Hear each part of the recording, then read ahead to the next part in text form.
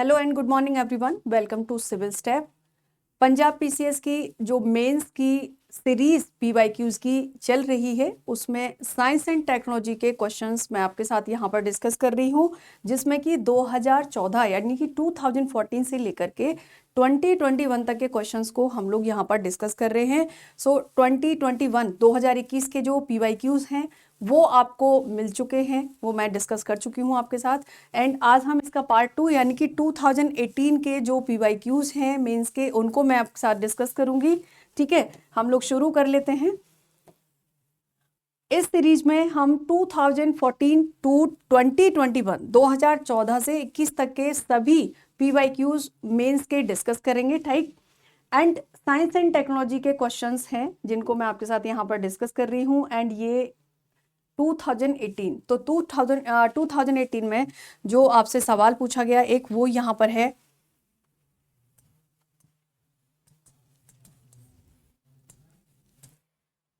What is active and the passive immunization, यानी कि इनमें से पूछा गया what is the passive active and passive immunization and also discuss the role of second and third generation vaccine in controlling hepatitis. ठीक है, and ये आपसे 200 नंबर का सवाल पूछा गया है, 200 मार्क्स का ये क्वेश्चन पूछा गया है। तो अगेन सबसे पहले सवाल को समझना जरूरी है कि क्या पूछा गया है। तो यहाँ पर दो चीज आपसे पूछी गई है, what is the active and passive immunization and also discuss the role of second and third generation of vaccine in controlling the hepatitis. Hepatitis को कंट्रोल करने में सेकंड एंड थर्ड जनरेशन की जो वैक्सीन होते हैं उनका रोल क्या होता है, और इम्यूनाइजेशन में इम्यूनिटी गेन करने में एक्टिव और पैसिव जो इम्यूनाइजेशन होता है ये होता क्या है। तो कैसे इस क्वेश्चन को हम लोग अप्रोच करेंगे ये देखेंगे पहले।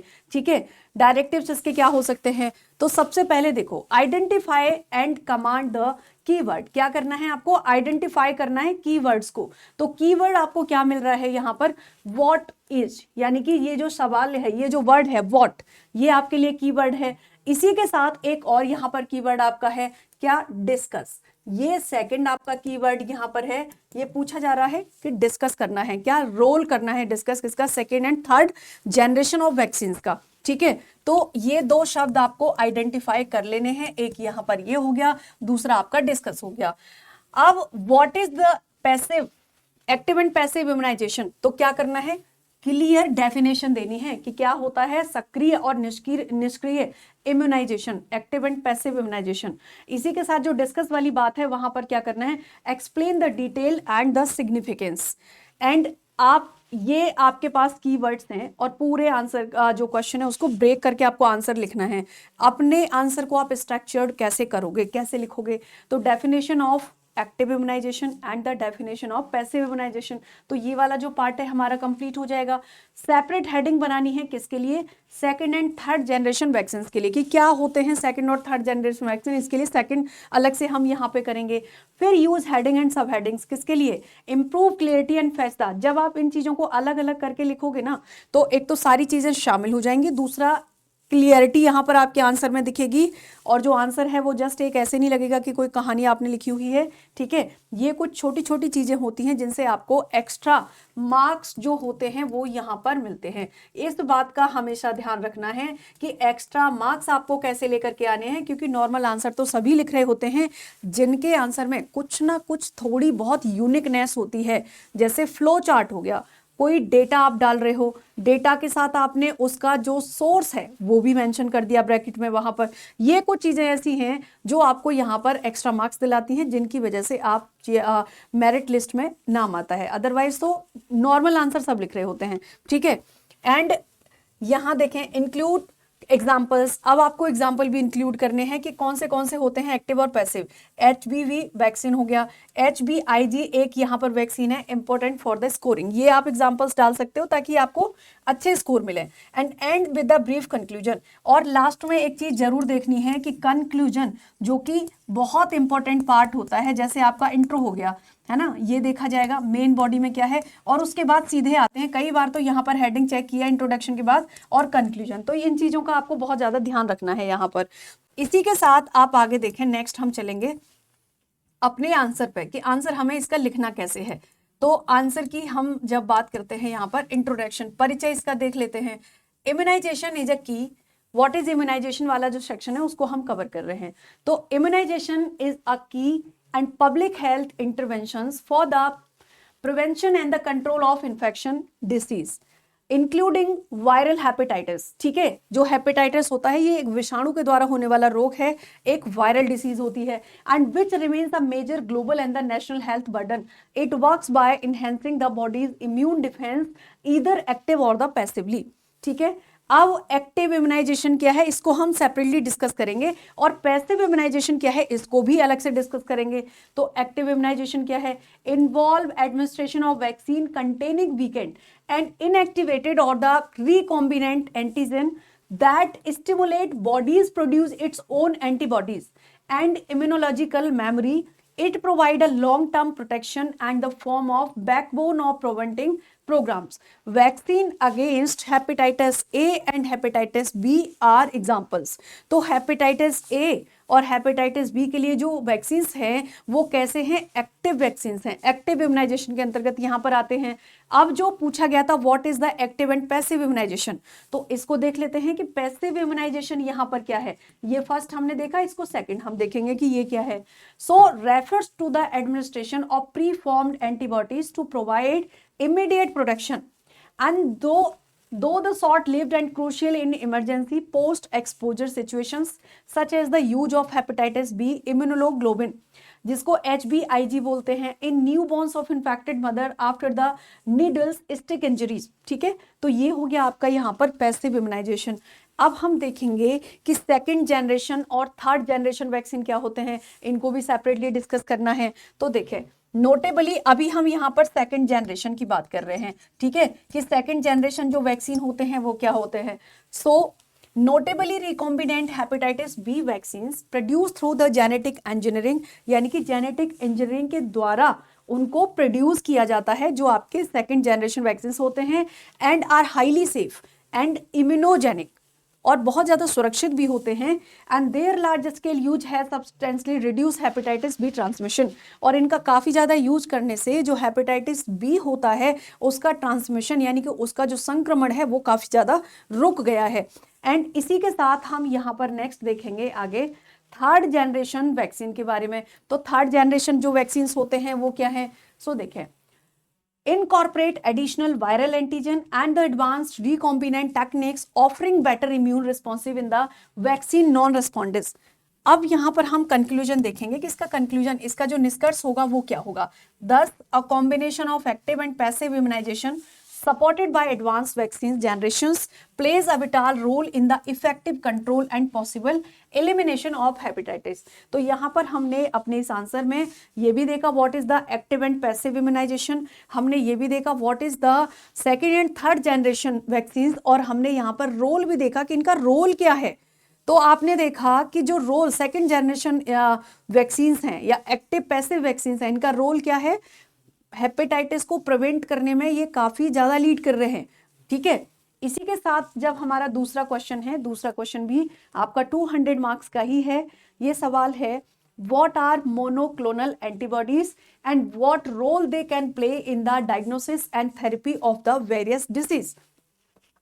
यानी कि यहां पर ये पूछा गया है कि इनमें से कौन सा मोनोक्लोनल एंटीबॉडीज क्या होते हैं। तो आप देखो ये 2018 का सवाल है, लेकिन मेंस तो ये हुआ है आपका कब, कोविड के दौरान। अब इसी समय पर ये एंटीबॉडी एंटीजन वाली प्रॉब्लम यहाँ पर चल रही थी, राइट। सो इसके हम देखेंगे कि ये जो हमारा क्वेश्चन है इसको हम कैसे ब्रेक करके यहाँ पर पढ़ेंगे।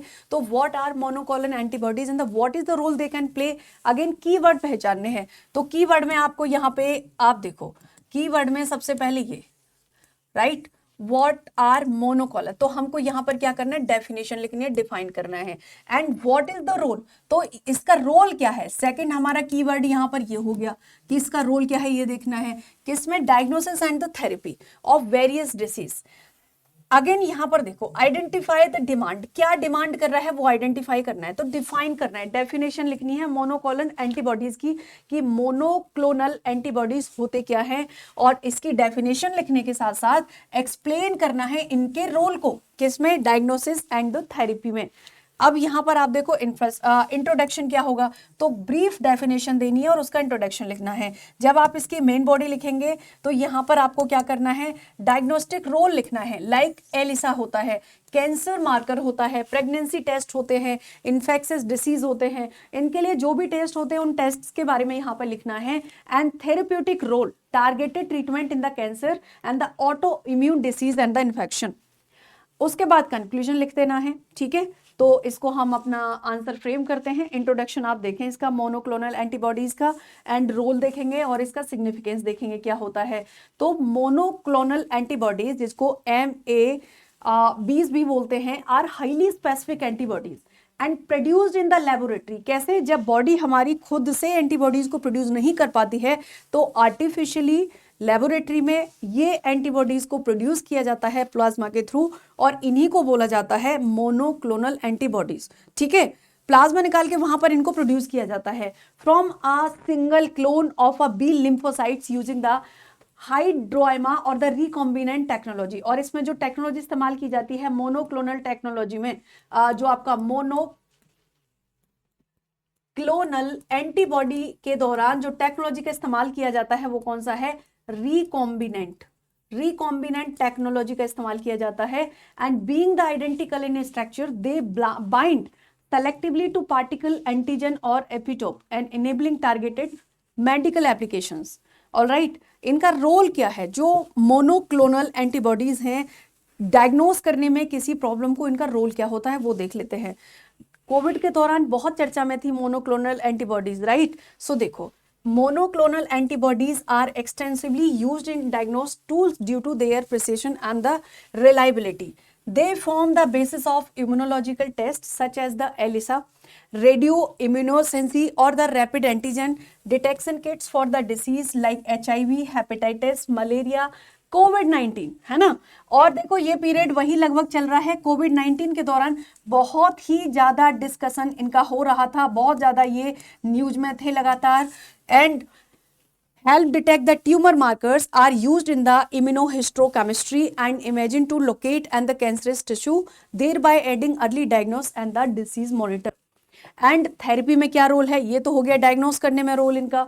थेरेपी में इनका रोल है therapeutical monoclonal antibody have transport to managed of many disease in cancer, like in cancer therapy they target tumour specific antigen को टारगेट करते हैं, ईदर इनहेबिटेड कैंसर और द शेल ग्रोथ, और promote immune mediate and the destructions. And इसी के साथ यहाँ पर autoimmune and the inflammatory disorder, जैसे कि रूमेटॉइड आर्थराइटिस हो गया एंड कोरेन डिसीज हो गया, and MABs suppress abnormal immune response हो गया। They are also used in the infection disease to provide the passive and the immunitive neuroasking toxins and the pathogen। तो इस तरीके से इनका जो यहाँ पर है ये रोल है थेरेपी में।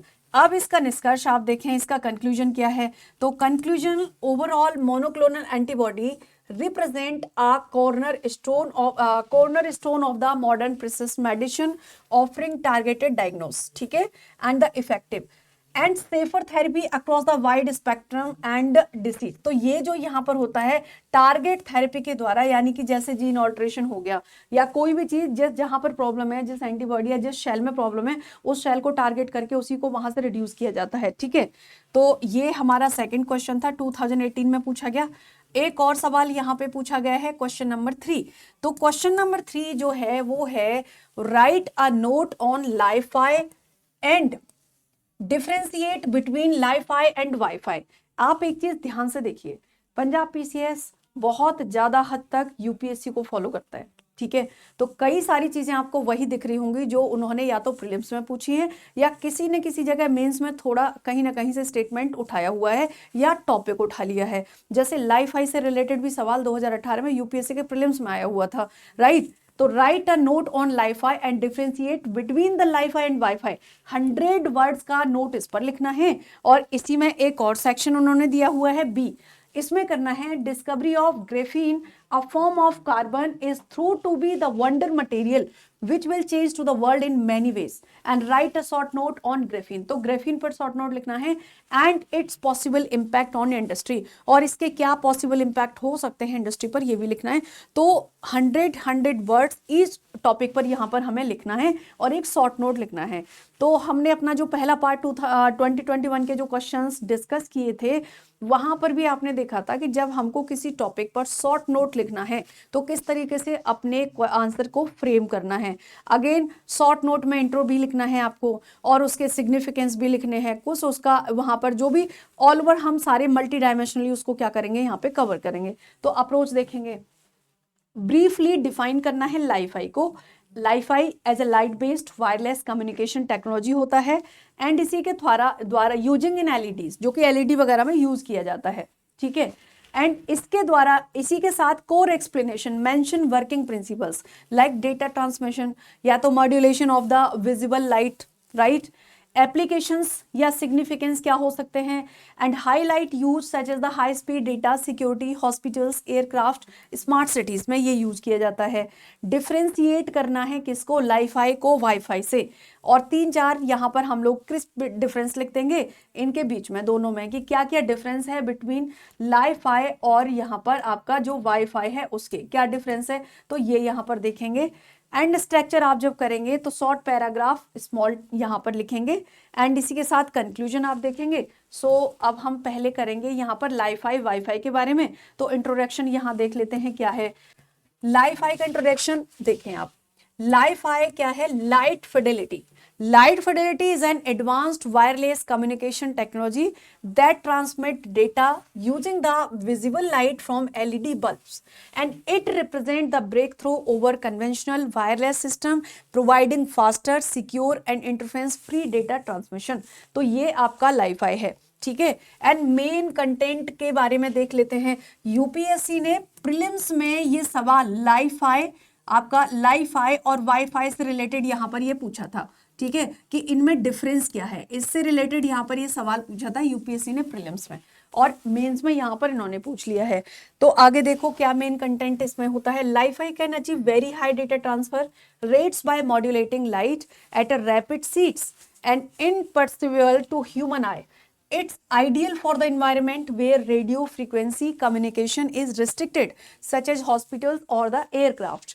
एंड डिफरेंशिएट कैसे करेंगे हम इसको वाईफाई से, तो लाइफाई यूज लाइट्स। लाइफाई में लाइट्स का यूज किया जाता है, रिक्वायर्ड लाइन ऑफ साइट्स यानी कि line of sites, and offer high speed and security. Wifi में रेडियो वेव्स का इस्तेमाल किया जाता है। रेडियो वेव्स जो होते हैं उनका यूज यहाँ पर किया जाता है वाईफाई के लिए, ठीक है। तो ये है पेनिट्रेट वॉल्स, और ये क्या करता है, वॉल्स में पेनिट्रेट होता है, have a wide coverage but comparatively lower speed and security. जैसे वाईफाई घर में लगा होता है, आप घर के दूसरे अन्य कमरों में बैठ करके भी मान लो बाहर लगाए तो आप आराम से यूज कर सकते हो। तो ये लाइट्स को वॉल्स को पेनिट्रेट करता है, ठीक है। कंक्लूजन क्या होगा, Li-Fi complements Wi-Fi and providing a secure high speed alternative for future smart communication network। ये एक प्रोवाइड करता है या यहाँ पर प्रोवाइड करता है, ठीक है।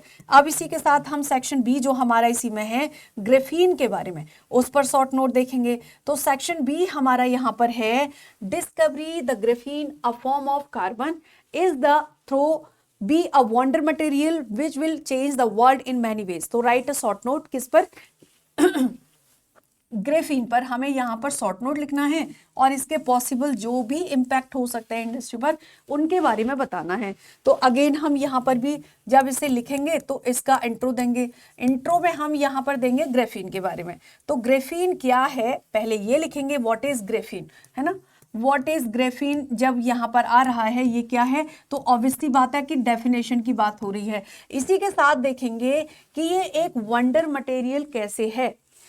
सो देखो, graphene discovered in 2004, it is a single layer carbon atom arranged in a 2 dimensional, 2D में अरेंज किया जाता है, and honeycomb lactis. It is extremely strong, बहुत ज्यादा स्ट्रॉन्ग होता है, बहुत लाइट वेट होता है, फ्लेक्सिबल होता है, and excellence conductor of heat and electricity, ठीक है। तो ये होता है ग्रेफीन। कैसे एक वंडर मटेरियल के रूप में काम करता है वो देख लेंगे। तो यहाँ पर हम देखेंगे इसकी यूनिक प्रॉपर्टीज के बारे में, कौन सी ऐसी यूनिक प्रॉपर्टीज इसकी हैं उनके बारे में हम लोग जान लेते हैं। तो these are unique properties make its a revolutionary material. इसको एक तरीके से बहुत ही ज्यादा क्रांतिकारी मटेरियल के रूप में यहाँ पर इसको यूज किया जा सकता है with a wide industrial application. Industries में इट कैन एनहेंस इलेक्ट्रॉनिक्स, ठीक है, with a faster chips, improve energy storage, and through the advanced batteries enable storing and the lighter construction material and aid in the water purification and the healthcare innovations। अब इसका जो निष्कर्ष होगा, conclusion होगा, graphene is a transformative material that hold the potential to revolutionise industries and the drive technological economic progress globally. ये यहाँ पर हमारा था क्वेश्चन नंबर 3 का सेक्शन बी। अब हम करेंगे क्वेश्चन नंबर 4। तो क्वेश्चन नंबर 4 भी 2 सेक्शंस में डिवाइड है, ए और बी, और इन पर भी हमें क्या लिखना है, शॉर्ट नोट लिखना है प्रत्येक पर, यानी ए पर भी 100 वर्ड्स का लिखना है और बी पर भी 100 वर्ड्स का लिखना है। तो देख लेते हैं हम यहाँ पर इसके बारे में।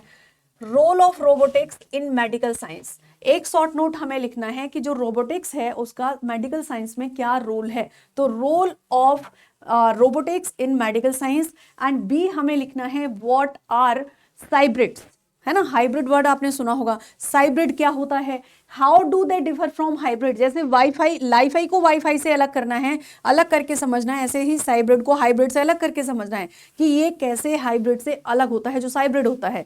तो देखते हैं पहले कि इसको हम अप्रोच कैसे करेंगे अपने क्वेश्चन को। सो देखिए यहाँ पर क्वेश्चन को समझते हैं। डायरेक्टिव्स, तो सबसे पहले इंट्रो लिखेंगे, ऑब्वियस सी बात है। स्टार्ट विद डेफिनेशन और कॉन्टेक्स्ट कि भाई ये रोबोट है क्या, पहले तो यही देंगे जब हम ए लिख रहे होंगे। जब हम ए वाला सेक्शन करेंगे तो पहले तो हम लिखेंगे व्हाट इज रोबोट, ठीक है, क्या है रोबोटिक्स। पहले हम यहाँ पर इसके बारे में जानेंगे कि रोबोटिक्स जो है ये है क्या। तो ये हम क्या लिखेंगे, यहाँ पर डेफिनेशन इसकी लिख देंगे। एंड उसके बाद लिखेंगे व्हाट मेडिकल रोबोटिक्स, यानी रोबोट क्या है, अगली लाइन से what is the medical robot, क्योंकि मेडिकल तो अलग अलग इंडस्ट्रीज में यूज किए जाते हैं।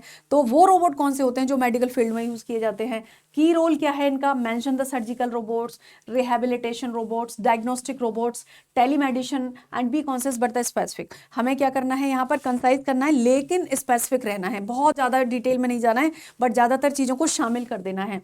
इम्पैक्ट क्या है, highlight benefit like the precision, efficiency, improved patience outcome. And इसी के साथ अगर हम कंक्लूजन की बात करें तो समअप कैसे करेंगे, स्टैटिक ट्रांसफॉर्मेटिव, तो करके इसको समअप कर देंगे। Role of robotics in the modern health care sector, है ना, सारी चीजें करके हम इसे समअप करेंगे। एंड क्या क्या काम हमें करना है, तो देखें आप क्या क्या करना है। So use simple and the precise language and include examples also, include example, जैसे विंसी एक सर्जिकल सिस्टम है। And maintain the word limit, 100 word का है तो 100 वर्ड पर ही फोकस करेंगे। और क्या नहीं करना है, don't go in the detail technical mechanism, उसमें नहीं जाना है। डू नॉट यानी कि गो इनटू, ये नहीं करना है। मिक्स विद अनरिलेटेड टेक्नोलॉजी, वो भी नहीं करना है हमें यहाँ पर। इसके साथ अपना आंसर हम फ्रेम करते हैं। तो व्हाट इज मेडिकल रोबोटिक्स, ये देख लेते हैं। सबसे पहले हम जानेंगे व्हाट इज मेडिकल रोबोटिक्स, ठीक है।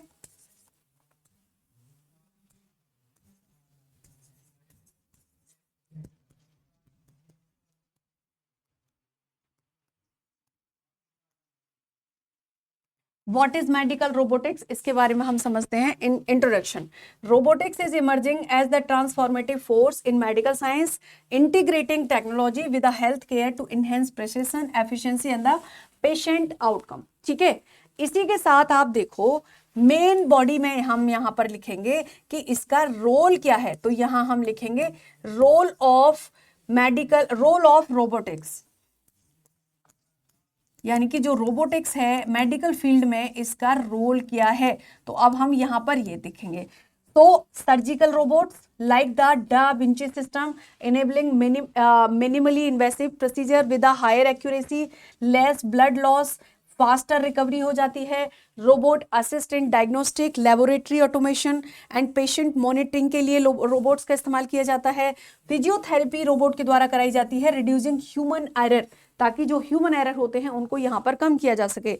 And telerobotic systems allowed remote surgeries and consultations, improving healthcare access in the rural areas, rehabilitation and robot and support mobility impaired patients in the regaining independence. अब इसके बाद हम देखेंगे इसका conclusion, निष्कर्ष क्या है। तो overall robotics not only improve the treatment efficiency and patient safety but also ensure the wider healthcare accessibility and making it a vital component of the modern medical field या तो healthcare sector। इस तरीके से हमारा जो first यहाँ पर जो ए ऑप्शन था क्वेश्चन नंबर 4 का वो कंप्लीट हो गया है।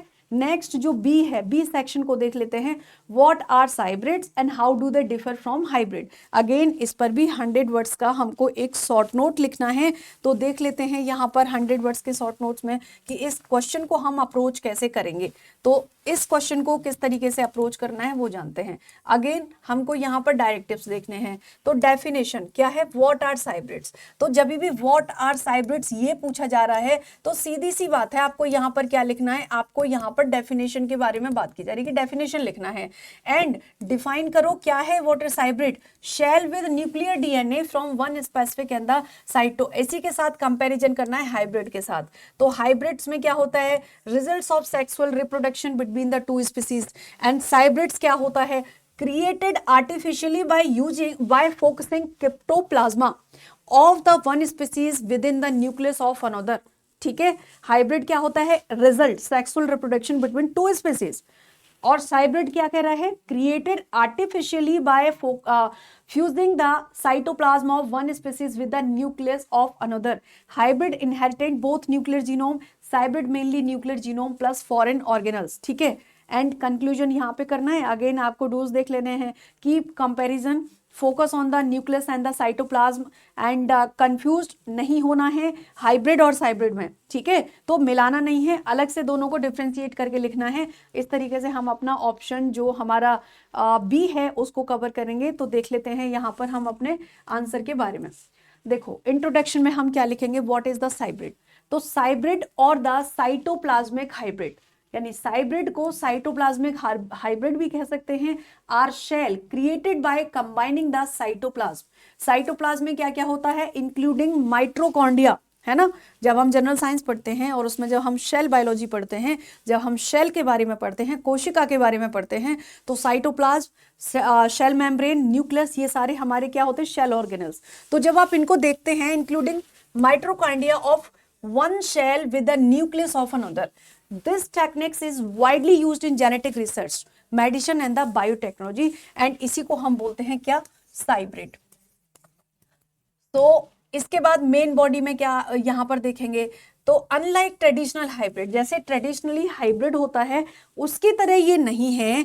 Unlike traditional hybrid which results from sexual reproduction between to organism and the combined nuclear gene, hybrid involve nuclear cytoplasm recombination without sexual mating. तो हाइब्रिड में बिना सेक्सुअल मेटिंग के भी यहाँ पर जो रिजल्ट्स आते हैं वो आते हैं।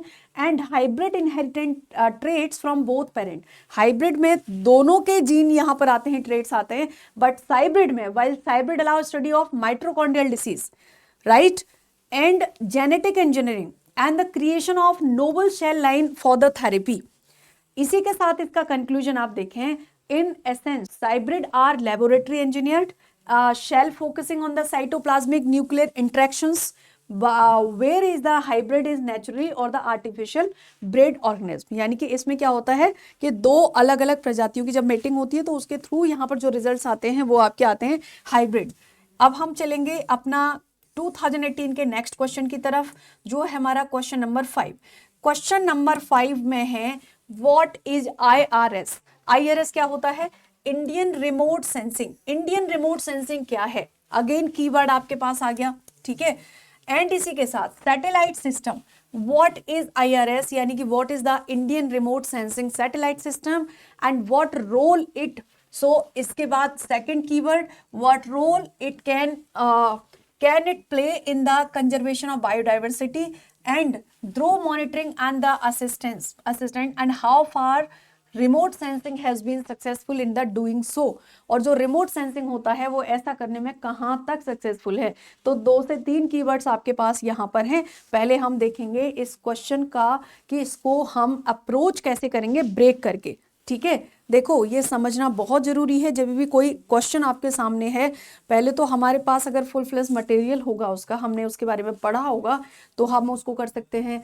कई बार सब कुछ पता होती हुई भी अगर आपको क्वेश्चन को ब्रेक करना नहीं आ रहा है तो भी 1-2 मिनट आपका वेस्ट हो जाता है, वहीं पर आपको नहीं समझ में आता कि हमको लिखना कैसे शुरू करना है। सो एनालाइज द क्वेश्चंस केयरफुली, है ना। देख लिया, हमने पढ़ लिया। अब 3 पार्ट पे फोकस किया गया क्वेश्चन पे। कौन से 3 पार्ट हैं? What is IRS satellite system and what role can, ये हो गया। दूसरा है एंड, सेकंड पार्ट आपका यहां से आ गया, what role can it play in the conservation of biodiversity, second role हो गया। और थर्ड पार्ट यहां पर आपका आ गया and biodiversity and in drought monitoring and the assessment. और थर्ड पार्ट हो गया how far remote sensing has been successful in the doing so. तो ये 3 हिस्से यहां पर हैं। What is the IRS definition introduction में, and role in biodiversity conservation in the drought monitoring, second part आपका ये हो गया, फर्स्ट ये हो गया। Third, evaluate how successful remote sensing has been, तो ये आपका थर्ड पार्ट हो गया। एंड आपको एक काम करना है, स्ट्रिक्टली इन्हीं के साथ यहां पर करना है, अवॉइड इररिलेवेंट सैटेलाइट्स एक्सप्लेनेशन, दूसरे सैटेलाइट्स को एक्सप्लेन नहीं करना है, ठीक है। तो हम अपने क्वेश्चन नंबर 5 को यहाँ फ्रेम करते हैं। हमारा जो आंसर है वो देखेंगे तो इंट्रो हम लिखेंगे सबसे पहले, व्हाट इज IRS। तो IRS क्या है? Indian remote sensing satellite system is the constellation of satellites and developed and operated by ISRO. किसके द्वारा? इसरो के द्वारा, ठीक है। And Indian space research organisation to provide high resolution imagery of the earth for natural resource management, environmental monitor and the developmental planning. Launch कब हुआ था? तो ये लॉन्च हुआ था 1988 में, 1988 में इसको लॉन्च किया गया था। And IRS system has evolved through multiple series offering the multispectral and the hyperspectral and the radar imaging capabilities. And अब हम यहां जानेंगे role in the biodiversity conservation के बारे में, कि बायोडाइवर्सिटी कंजर्वेशन जो है यहां पर जैव विविधता संरक्षण में, यहां IRS का रोल क्या है? तो IRS satellite aid mapping and monitoring ecosystem, forest cover, wetland, wildlife habitats, remote system and helps detect deforestation के कितना क्षेत्र डिफॉरेस्ट, जब भी फॉरेस्ट स्टेट फॉरेस्ट रिपोर्ट आती है, नेशनल फॉरेस्ट रिपोर्ट आती है, तो इन सैटेलाइट्स के थ्रू जो भी डेटा दिया जाता है उसी के बेस पर आती है यहाँ पर। And species distribution pattern enabling timely conservation interventions, it supports the creation of biodiversity database and assist in the tracking and endangered species in the protected area. Role in drought monitoring and assessment. अब हम जानेंगे कि drought monitoring में सूखा प्रभावित जो क्षेत्र होते हैं या सूखा जो होती है उसको मॉनिटर करने में IRS सिस्टम का क्या रोल है? तो IRS provide critical data on the soil moisture, vegetation health, rainfall pattern and the water bodies. By analyzing temporal satellite imagery, authority can identify and through the drought prone region and assess the crop stress, plan water resources management, satellite based indices like the NDVI, right, normalized difference vegetation index offer the reliable and a warning of the drought conditions. अब हम जानेंगे इसके effectiveness, क्या effectiveness है, ये भी हमने देखा कि पार्ट है हमारा, थर्ड पार्ट का एक कंपोनेंट यहाँ पर है। सो क्या है इनकी इफेक्टिवनेस IRS की?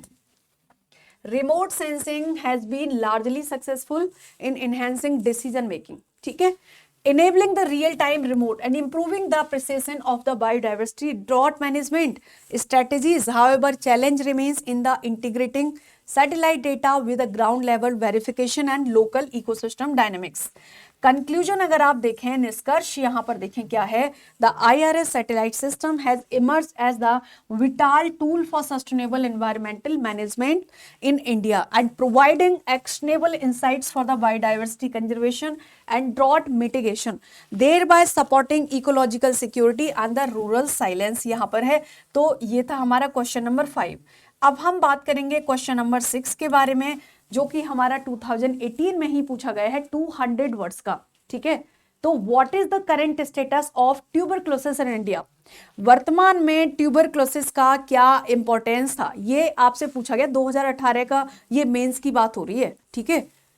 So how during resistance against, how drug resistance, किस तरीके से जो ड्रग रेजिस्टेंस होता है अगेंस्ट दिस डिसीज, किसके लिए, ट्यूबरक्लोसिस के लिए, इन इंपैक्टिंग इट्स कंट्रोल मेजर्स, यानी what is the current status of the tuberculosis India. ये सवाल 2018 के मेंस में पूछा गया है, ठीक है। तो अब हम क्या करेंगे, जब हम आंसर लिखेंगे ना, चूंकि ये है PYQ, हम इसको डिस्कस करें 2025 में, राइट। तो हम यहाँ पर जो वर्तमान में प्रेजेंट इसका जो स्टेटस है वो भी डालेंगे ट्यूबरक्लोसिस का, क्लियर। क्योंकि जब SDGs की बात हुई थी यहाँ पर तो उस समय पर इसके बारे में बात हो रही थी और लगातार इस पर काम किया जा रहा है। तो 2025 में भी इसका क्या स्टेटस है वो भी उसको डाल के हम PYQ को यहाँ पर लिखेंगे। ऐसे ही मान लो ये सवाल आपसे दोबारा पूछ लिया जाता है तो उस समय का जो भी डेटा रहेगा वो आप वहां पर डालोगे। ध्यान देना है, रिसोर्स जरूर, जो भी सोर्स होगा डेटा का वो जरूर लिखना है, क्योंकि ये छोटी सी चीज है जो आपको कम से कम, अगर मान लीजिए हर जगह सोर्स लिखने पर आपको 1.2 यानी कि आधा नंबर भी मिल जाता है तो भी आप काफी आगे चले जाते हो, ठीक है। बहुत होता है हर एक क्वेश्चन पर अगर आधा आधा नंबर मिलता है तो।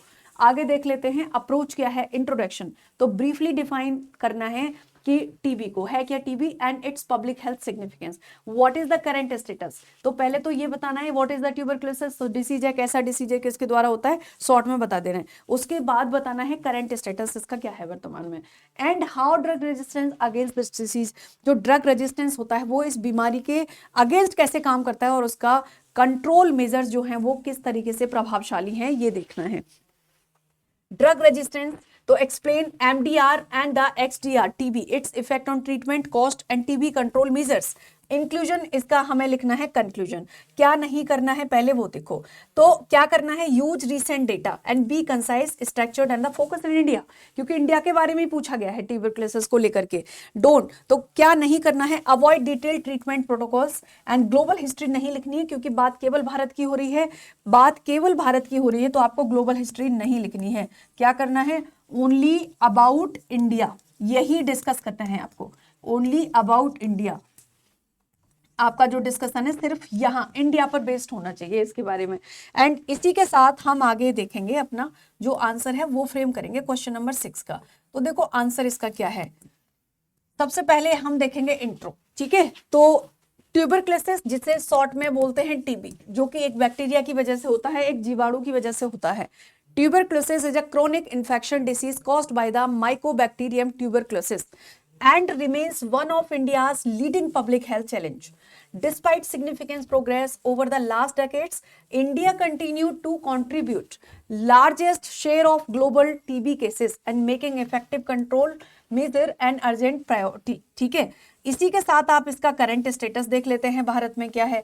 तो current status of tuberculosis in India कैसा है वर्तमान में इसका स्टेटस, और इंडिया अकाउंट्स फॉर रफली 25% of the world TB burden, यानी कि पूरे वर्ल्ड में जितना ट्यूबरक्लोसिस के केस हैं उसका 25%, 25% केवल भारत में है।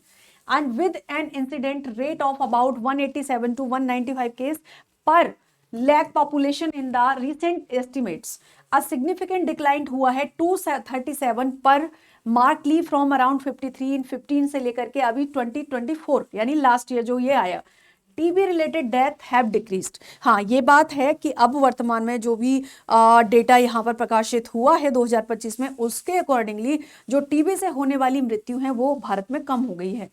And reflecting progress under the national TB elimination programme NTEP and the initiative like the TB Mukt Bharat Abhiyan. However, India's ambitious goal to the eliminating TB by 2025 and remains difficult to achieve due to the sheer scale of epidemic and the ongoing transmission. अब हम बात करेंगे drug resistance का impact क्या है। तो impact of the drug resistance, क्या impact है ड्रग रेजिस्टेंस का वो जान लेते हैं, वो देख लेते हैं यहाँ पर। सो देखें इम्पैक्ट क्या है ड्रग रेजिस्टेंस या TB, specially MDR TB and the rifampicin resistant TB pose one of the biggest threat to control efforts. India is reports the high share of the global drug resistance case and implementing treatment, increasing cost of mortality and resistance often Ryzen from the incomplete और the inappropriate treatment. हमेशा ऐसा होता है कि अगर incomplete, दवा लेना शुरू किया, डायग्नोस हो गया है टीबी, दवा लेना शुरू किया, बीच में छोड़ दिया है, या तो फिर आपने इनअप्रोप्रिएट किया है, ठीक तरीके से किया नहीं है, तो भी ये केस जो है वो बढ़ते हुए चले जाते हैं यहाँ पर। And leading to the longer and the more toxic expensive regimes and the straining health. Early detection through molecular testing and ये मॉलिकुलर टेस्ट टीबी से रिलेटेड होता है। And new shorter regime have improved outcomes but threat of extensively drug resistance TB continues to the demand strong surveillance patient support the adherence strategies। ठीक है, इसी के साथ conclusion देख लेते हैं क्या है। while India has made noteworthy strides in the reducing TB incidents and the death, drug resistance significantly undermine the control measure, robust diagnostic network and tolerant treatment and the sustained political and the financial commitments are essential to the accelerate progress towards the TB elimination। तो ये हमारा था question number 6। ये complete हमारे 2018 के जो mains हुआ था उसके सवाल थे। ठीक है, 2018 के मेंस के हमारे पंजाब पीसीएस के यहाँ पर ये सवाल थे। ऑलराइट, अब हम लोग यहाँ पर अब हम नेक्स्ट हमारा जो क्लास होगी, नेक्स्ट जो सेशन होगा, उसमें हम अगले वर्ष के जो क्वेश्चंस होंगे उनको मैं आपके साथ यहाँ पर डिस्कस करूंगी। ठीक है, सो इसी के साथ एक और इम्पोर्टेंट इंफॉर्मेशन है आपके लिए। सिविल स्टेप इंस्टीट्यूट ने पंजाब पीसीएस मेंस के लिए, मेंस की तैयारी के लिए यहाँ पर एक आपका Punjab PCS mains test series शुरू की है, जो कि 21 दिसंबर से 21 दिसंबर से शुरू हो रही है। ऑनलाइन ऑफलाइन दोनों मोड्स में है ये। और इसकी जो फीस है, अगले आप अगर इसको मेंस की टेस्ट सीरीज लेते हैं तो 5,000 रुपये है। ठीक है, 5,000 रुपीज। एंड इसी के साथ एक कॉम्बो भी चलाया है जिसमें कि पंजाब पीसीएस की मेंस की टेस्ट सीरीज भी है और मेंस का क्रैश कोर्स भी है। अगर आप टेस्ट सीरीज और कोर्स दोनों लेते हैं, क्रैश कोर्स और टेस्ट सीरीज, तो आपको ये दोनों मिला करके पड़ेगा 8,000 में। और कोई ज़्यादा जानकारी आपको चाहिए तो आप इस नंबर पर कॉल करके बात कर सकते हैं। ठीक है, थैंक यू सो मच। हम लोग अब नेक्स्ट सेशन में अब जो हमारा नेक्स्ट ईयर होगा उसके मेंस के PYQs को यहाँ पर डिस्कस करेंगे। Thank you so much.